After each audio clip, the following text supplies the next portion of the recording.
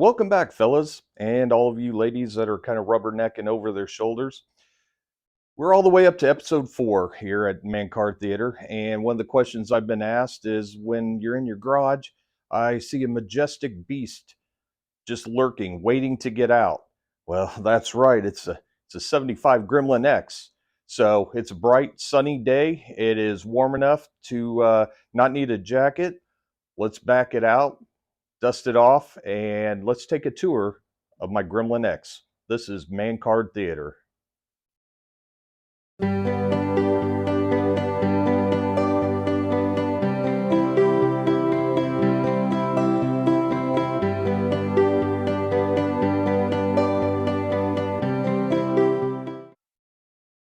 The buzzing means it must be ready.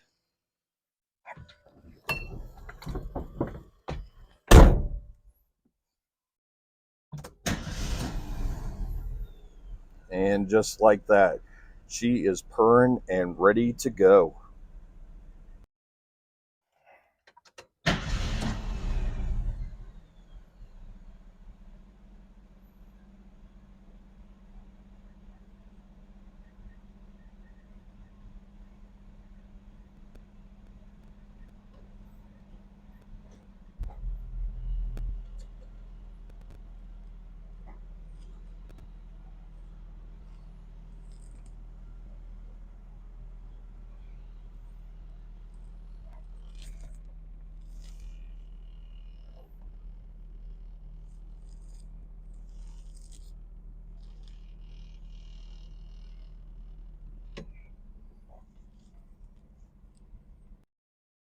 Now, this gremlin, I was told, had been sitting in a barn.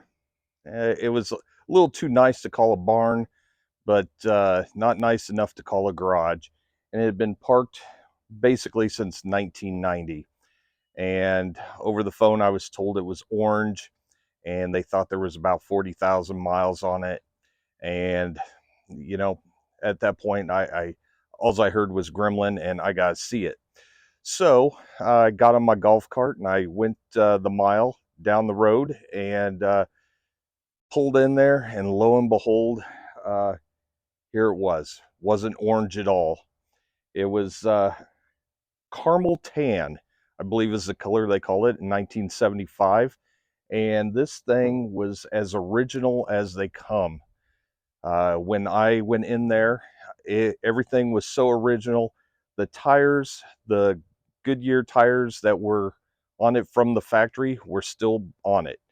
Um, they were the polyglass white letter tires, and I knew at that point it was going to need everything replaced rubber wise.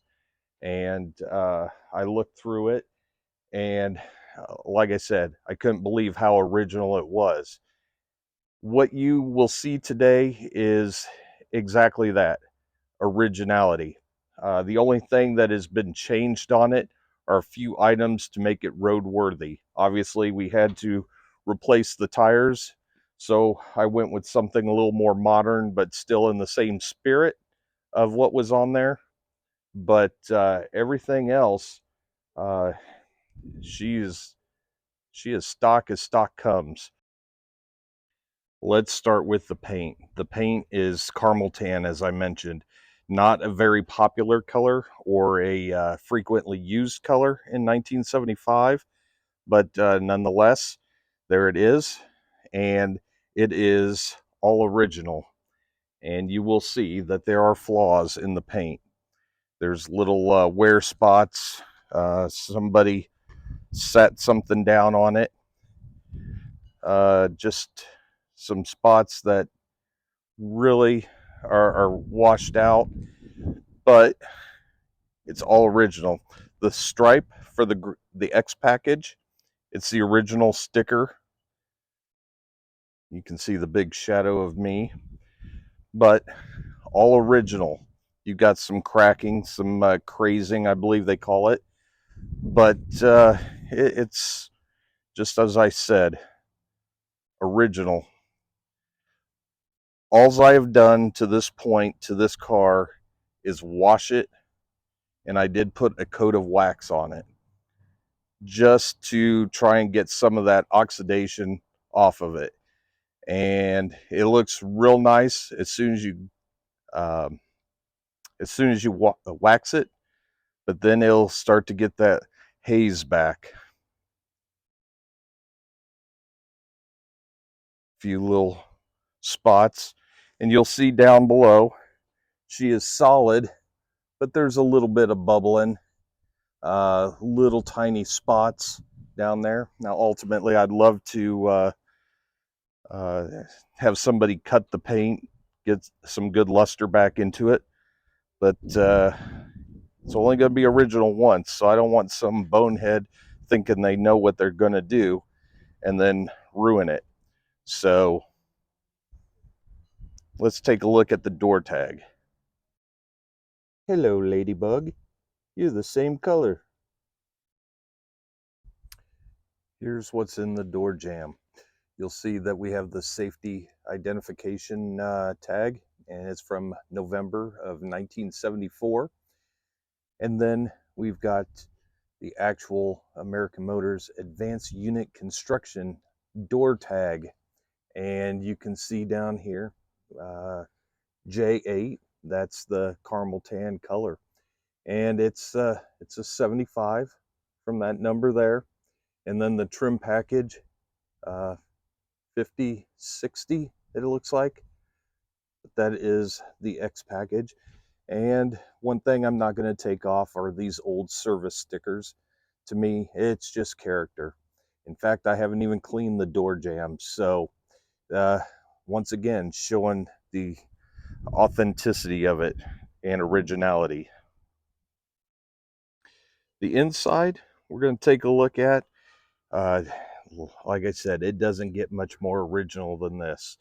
And I told you when I talked to them initially, they thought that there was 40,000 miles on it. That's incorrect.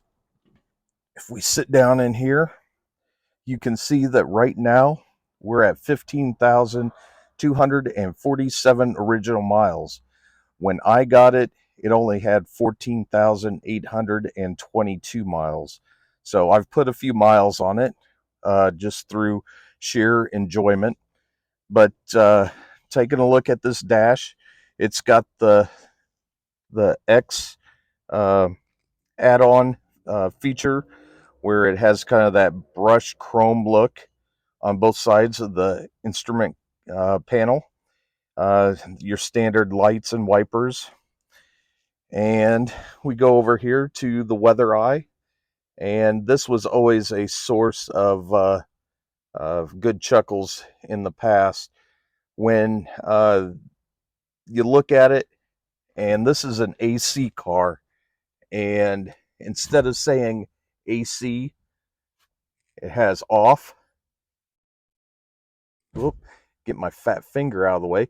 It has off, and then a thermostat that goes all the way over to desert only. So if you find yourself in the desert, hopefully you won't be on a horse with no name, but you can turn that knob over, and that is your ultimate coolness on your AC unit. So comes with the standard stock AM radio. It's got a lighter, an ashtray, and then you can see over here on the glove box the standard Gremlin X emblem. And then all AMCs of that time had the tray underneath. And you can see, once again, this is an AC model. And it has the AC air vents down there. Looking over at the floors, rock solid. And it has the original AMC floor mats. Although right now they're looking a little tough and dirty. But honestly, guys, all I've really done is I swept all the decon that they had out inside here.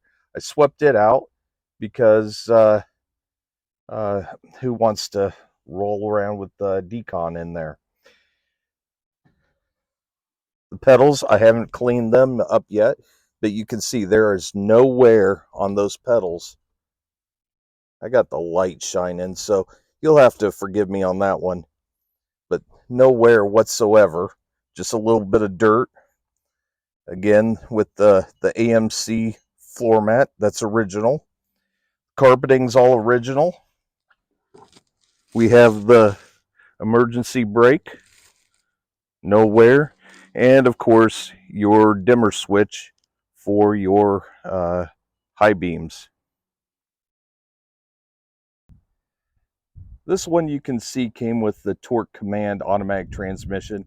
It has the column shift on there with the display above the wheel, and it has the AMC Sport wheel on it, which for my money, of the 3 Gremlins I've had, this is the only one that has this wheel, and I like it most of all.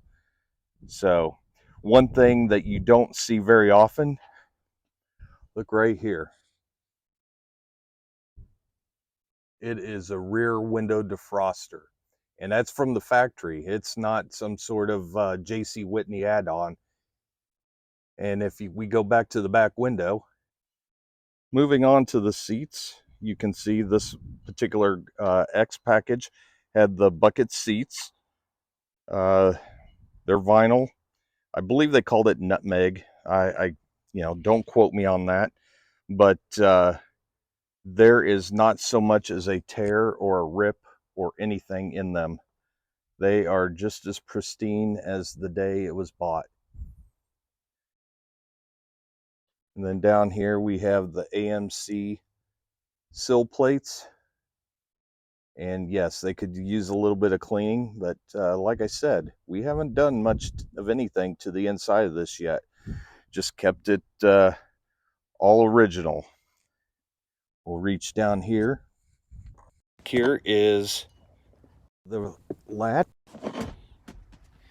And then the seat folds forward, and you can put your passengers in this back seat. Although if they are over the age of 5, I doubt if they'll fit. But that seat is just as clean and pristine as it was the day it was bought. Moving to the rear compartment, if we push the button here, unleaded fuel, of course, but there is no catalytic converter on it. You can see in here everything. Hopefully you can see that through the glare. Everything is just about perfect, except we've got a little bit of breakage here from the cylinders, and we've got the same thing on this side. And I think just the constant up and down has caused them to crack, and I'm sure being almost 50 years old, that doesn't help matters any either. But this is a true hatchback where we can come back here, push this forward, and of course the seat folds down for when you have to haul, heck, I don't know what you could haul in here. Lawn chairs. Can't haul a whole lot. I know when I was in high school, I'd put a lot of stuff in there, but this is just too nice for me to haul anything in. The carpet is still, I mean, look at it. Would you look at it? It's absolutely beautiful. And of course, we've got the full-size spare, and we've got the cover on it. We'll remove this cover, and I'll let you see this little treasure. The original polyglass spare tire. And if you look, you know how white walls and white letter tires have that blue to protect the white? Well, you can see the remnants still on there. This spare tire has never been put on. In fact, it still has the writing from the factory on it. I haven't taken it out. I haven't done anything. I assume that is the jack back there, but why take it out? I suppose if I were going to go too far out of town, I'd want a spare, but and I certainly wouldn't put this thing on and ride with it. But for just tooling around town, uh, I'm going to keep the original spare. We look inside. There's my instructions. You know, in case you're a little too dense to figure out how to put a tire on and change it. So, again, guys, all original. Let's look at some of the outside features. This is the first thing that was stolen off of all of them. This is the gas cap, and you can see our friendly little gremlin fella there. You just untwist it, and that's where you add your 24 gallons of gas.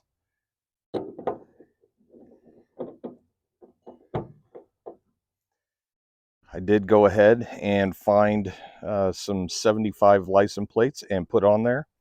And that is the local AM radio station that is no more. So kind of a blast from the past. You'll see right here, it was bought at Puckett Motors in Galesburg. That was down by the square for those of you that have been to Galesburg. And I think it was long gone by about 1981, if I'm not mistaken, because before AMC was purchased by Chrysler, everything went to Bob Weaver Buick.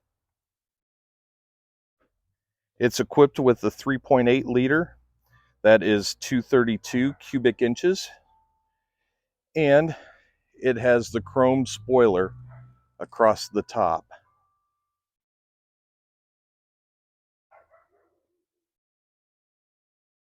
We go to the front, and it has the standard 75 grill on it. It's the same as the 74 grill, and this has the X depicting the X model.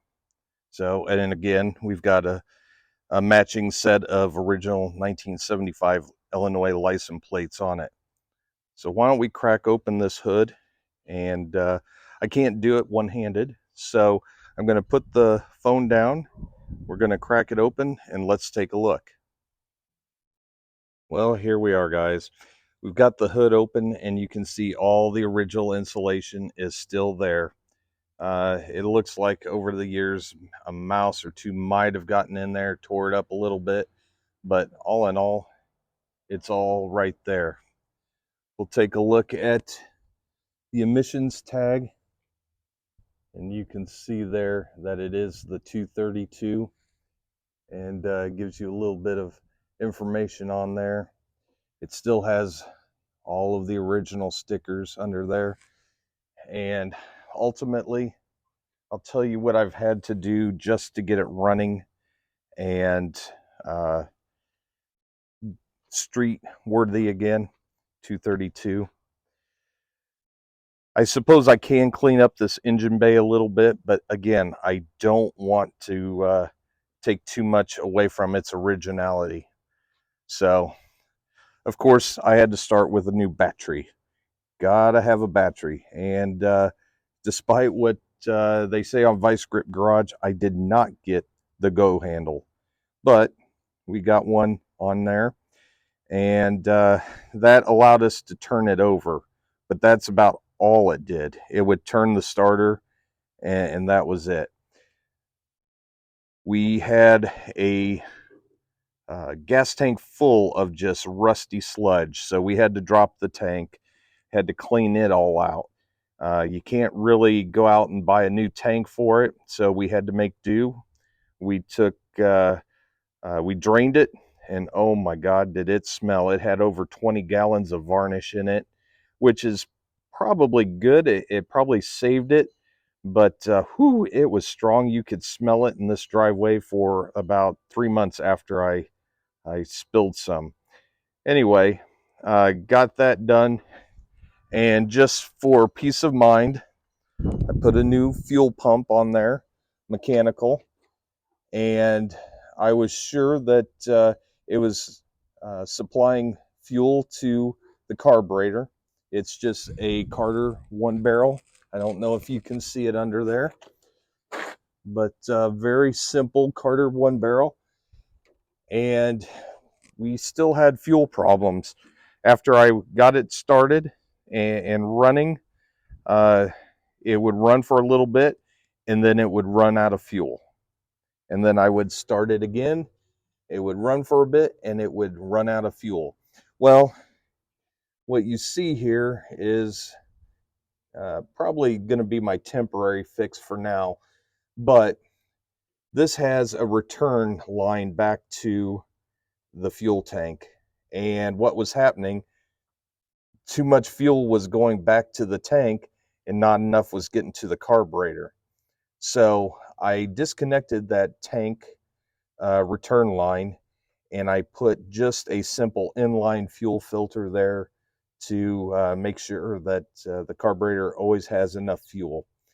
They say that you might run into vapor locking doing it that way, but with as little as I drive it, I'm not worried about that. So we've done that. I did take the carburetor off and I gave it a good cleaning, give it a good once over.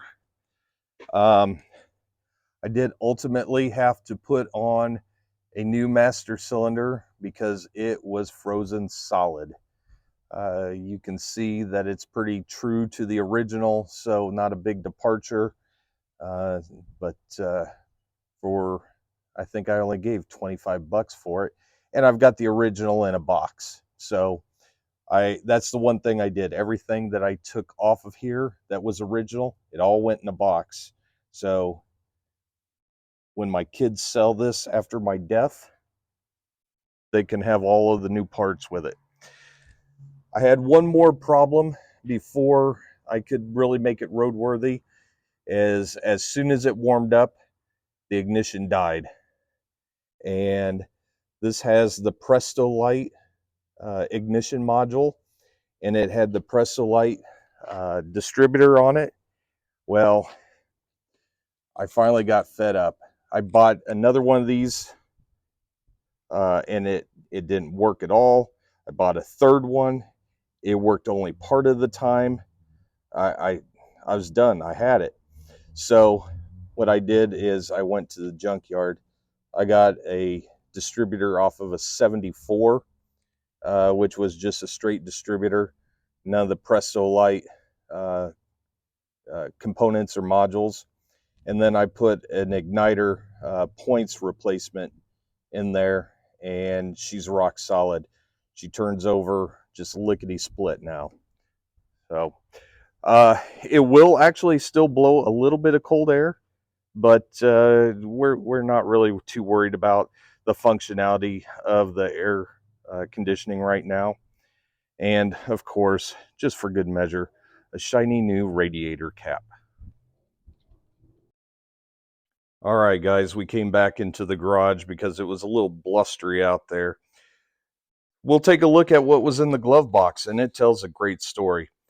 This is the owner's manual bundle, and it tells the dealer road test procedure, and either the dealer or the actual factory up in Kenosha, Wisconsin, put this car through all of these tests, and it's supposed to give you some peace of mind that you're not getting a lemon. If we flip it over, it says it has the buyer protection plan, and the inspections were completed on all those areas. It looks like it was certified by maybe a Rob. It's getting a little faded there, but if you look below, you can see that it's dated 11/74. So let's take a look at what's inside. The first thing we find inside is the original window sticker. How often do you find this? Let's take a look. It was purchased at Puckett American in Galesburg, Illinois. For those of you familiar with Galesburg, that is the building where Office Specialty is now. It is a Gremlin with a two-door sedan with an X package, and it has a starting price of $29.99. And then we have a few add-ons. We've got the Torque Commander column shift, $239. We have a custom trim package for the bucket seats. That is $145. Additional interior add-ons for $19.95. The tailgate air deflector, that's that chrome air deflector. Spoiler, if you will, $21 for that. Air conditioning, just under $500 to put that in. The rear window defogger, that is a rarity. $59.95. And I think I've only seen one other Gremlin in all my years with that on it. Sports steering wheel, $33. The light group, $24.95. AM push button radio, $69. Heavy duty battery was an extra $14.15, and the protection plan for $44.20, bringing our grand total to, with tax, title, and license, $4,298. Don't forget the 35 cents. So pretty cool to find that in this bundle, but that's not the only treasure we found. In addition to the owner's manual, that is relatively untouched, very clean, very nice sample, we have the 1975 Consumer Information Pamphlet for AMC's, the Gremlins, the Hornets, and Matador. And then there's the sticker that has the VIN on it, but it shows that it has passed several more tests, and it just gives you an idea of tire pressures and stopping distance, stuff like that. Kind of a neat little add-on. They got the buyer protection plan, as we mentioned. It just outlines everything that was covered on the protection plan.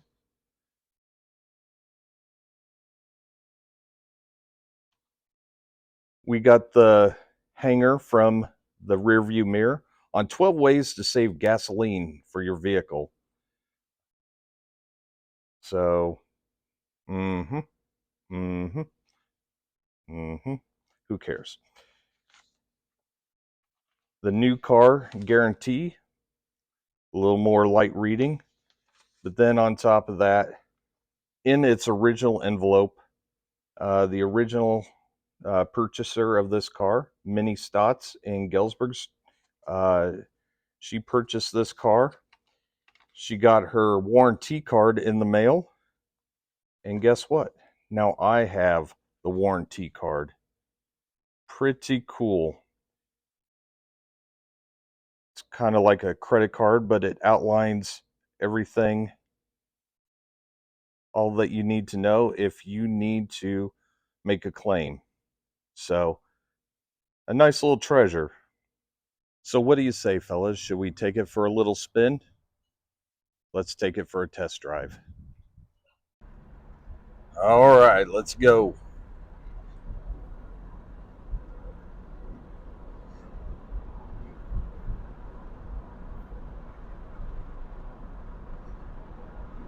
You see the fuel situation, and it looks like it's pretty low, but in reality, I think my sender is just a little bit stuck. So I know that there's at least 20 gallons in there. I'm not going to worry about it. Speedometer works just fine. The blinkers, they work just fine. But it feels good just to be out. Windows down. Nice little ride.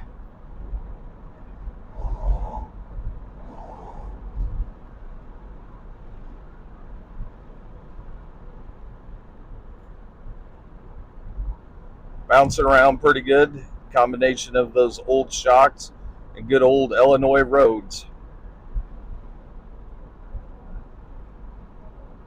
So,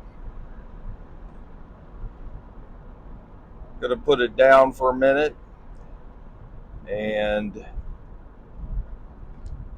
we'll find a straightaway that we can just go.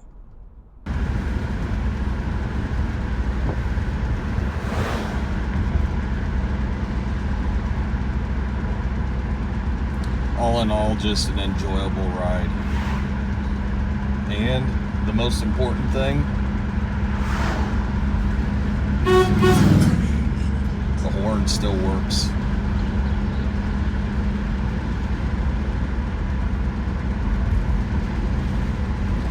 Although I could be honest, I could go for some 1975 fuel prices. Let's head on home.